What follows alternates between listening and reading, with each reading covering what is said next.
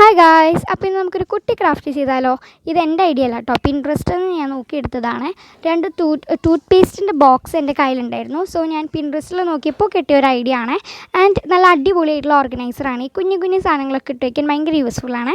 So ഇതേപോലത്തെ കുഞ്ഞേ whole ഉണ്ടാക്കാൻ വേണ്ടിയിട്ട് ഈ ഒരു ട്രിക്ക് യൂസ് ചെയ്യാം കേട്ടോ. എന്നാലും നമുക്കൊരു ഡോറിൻ്റെ ഒരു സ്ട്രക്ചറിൽ വേണം ഇത് ഉണ്ടാക്കിയെടുക്കാൻ വേണ്ടിയിട്ട്, കട്ട് ചെയ്തിട്ടൊക്കെ.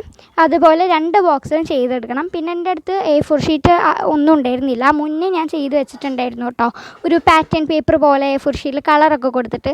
സോ അതിൻ്റെ ഒരു ചെറിയ കഷ്ണം മാത്രമേ ബാക്കി ഉണ്ടായിരുന്നുള്ളൂ. അത് വെച്ചിട്ടാണോ ഞാൻ ഈ ബോക്സൊക്കെ കവർ ചെയ്തേക്കുന്നത്. അതുകൊണ്ട് വലിയ പെർഫെക്ഷൻ ഒന്നുമില്ല. നിങ്ങളുടെ അടുത്ത് A4 ഷീറ്റ് ഉണ്ടോ എന്നൊക്കെ നോക്കിയിട്ട് ചെയ്യാം. എന്നിട്ട് സൈഡിൽ ഇതേപോലെ ഒന്ന് ഒട്ടിച്ചൊക്കെ എടുക്കണം കേട്ടോ, ആ കാണിച്ച സൈഡിൽ. അതുകൊണ്ട് സൈഡിൽ കവർ ചെയ്യേണ്ട ആവശ്യമില്ല. ഓക്കെ, വെറുതെ എന്തിനാ പേപ്പർ വേസ്റ്റ് ആക്കുന്നത്. അപ്പോൾ ഇടയിൽ നമ്മൾ ഇതേപോലെ പശ വെച്ചിട്ട്, നല്ല പശ യൂസ് ചെയ്യണേ, ഒട്ടിച്ചു കൊടുക്കുക. അതിന് ശേഷം നിങ്ങൾക്ക് ഇഷ്ടമുള്ള പോലെ ഡെക്കറേറ്റ് ചെയ്യാം.